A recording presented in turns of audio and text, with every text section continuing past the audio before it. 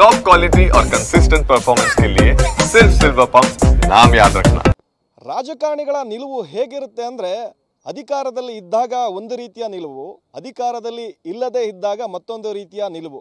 ಅವರ ಒಂದು ನಿಲುವು ಸರ್ಕಾರಿ ಶಾಲೆಯ ಬಡ ವಿದ್ಯಾರ್ಥಿಗಳು ಸಾಕಷ್ಟು ಅತಂತ್ರ ಪರಿಸ್ಥಿತಿಗೆ ಸಿಲುಕುವಂತೆ ಮಾಡಿದೆ.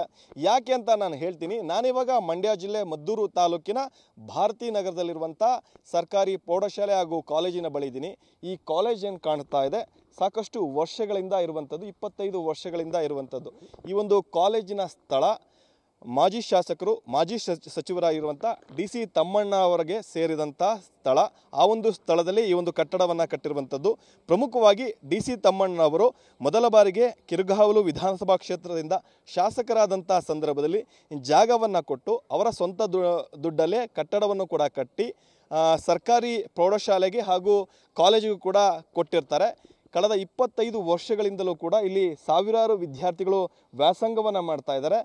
ಸದ್ಯದ ಮಟ್ಟಿಗೆ ಈ ಒಂದು ಕಾಲೇಜಿನಲ್ಲಿ 442, ಸರ್ಕಾರಿ ಪ್ರೌಢಶಾಲೆಯಲ್ಲಿ 195 ಹಾಗೂ PUC ವಿಭಾಗದಲ್ಲಿ 247 ವಿದ್ಯಾರ್ಥಿಗಳು ವ್ಯಾಸಂಗವನ್ನು ಮಾಡ್ತಾ ಇದ್ದಾರೆ. ಆದರೆ ಇದೀಗ 25 ವರ್ಷಗಳ ಬಳಿಕ DC ತಮ್ಮಣ್ಣ ಅವರ ಪತ್ನಿ ಪ್ರಮೀಳಾ ಅವರವರು ಪ್ರೌಢಶಿಕ್ಷಣ ಇಲಾಖೆಗೆ ಒಂದು ಪತ್ರವನ್ನು ಬರೆದು ಈ ಸ್ಥಳ ನಮ್ಮದು, DC ತಮ್ಮಣ್ಣವರು ಹಿಂದೆ ಈ ಜಾಗವನ್ನು ಕೊಟ್ಟಿದ್ದರು, ಕಟ್ಟಡವನ್ನು ಕೂಡ ಕಟ್ಟಿಸ್ಕೊಟ್ಟಿದ್ದಾರೆ.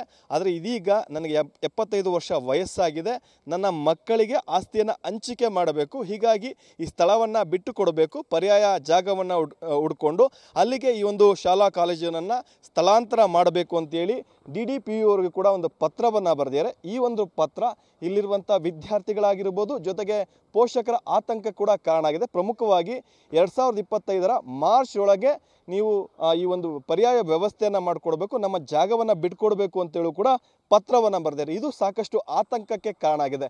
ಕಳೆದ 25 ವರ್ಷಗಳಿಂದಲೂ ಕೂಡ DC ತಮ್ಮಣ್ಣವರು ಒಂದು ಕಡೆ ಕಿರುಗಾವಲು ವಿಧಾನಸಭಾ ಕ್ಷೇತ್ರದಲ್ಲಿ 1 ಬಾರಿ, ಮದ್ದೂರು ವಿಧಾನಸಭಾ ಕ್ಷೇತ್ರದಲ್ಲಿ 2 ಬಾರಿ ಶಾಸಕರಾಗಿ ಸಚಿವರಾಗಿಯೂ ಕೂಡ ಇದ್ದಾರೆ.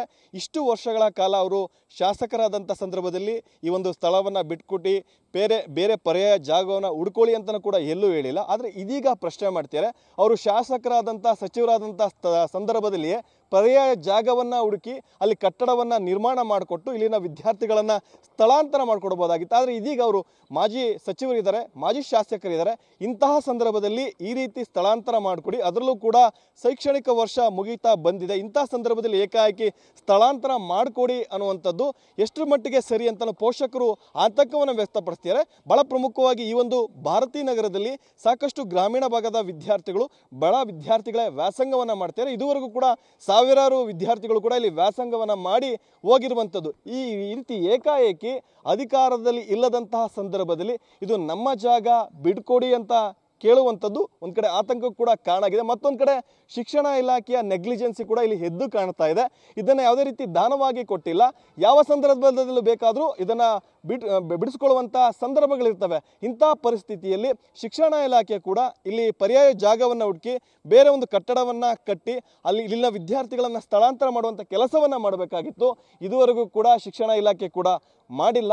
ಒಂದು ಕಡೆ ಮಾಜಿ ಸಚಿವರಾದಂಥ DC ತಮ್ಮಣ್ಣ ಅವರ ನಿಲುವು, ಮತ್ತೊಂದು ಕಡೆ ಶಿಕ್ಷಣ ಇಲಾಖೆಯ ನಿಲುವು. ಈ ಒಂದು ನಿಲುವಿನಿಂದಾಗಿ ಸದ್ಯದ ಮಟ್ಟಿಗೆ ಇಲ್ಲಿ ವ್ಯಾಸಂಗ ಮಾಡ್ತಿರುವಂಥ ವಿದ್ಯಾರ್ಥಿಗಳು ಅತಂತ್ರ ಪರಿಸ್ಥಿತಿಗೆ ಸಿಲುಕಿದ್ದಾರೆ. ಪೋಷಕರ ಆತಂಕ ಕೂಡ ಕಾರಣ ಆಗಿದೆ.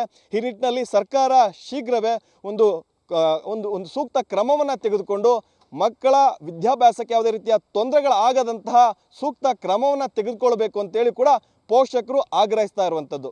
ಕ್ಯಾಮ್ರಾ ಪರ್ಸನ್ ಗುರುರಾಜ್ ಜೊತೆ ಪ್ರಶಾಂತ್, TV9.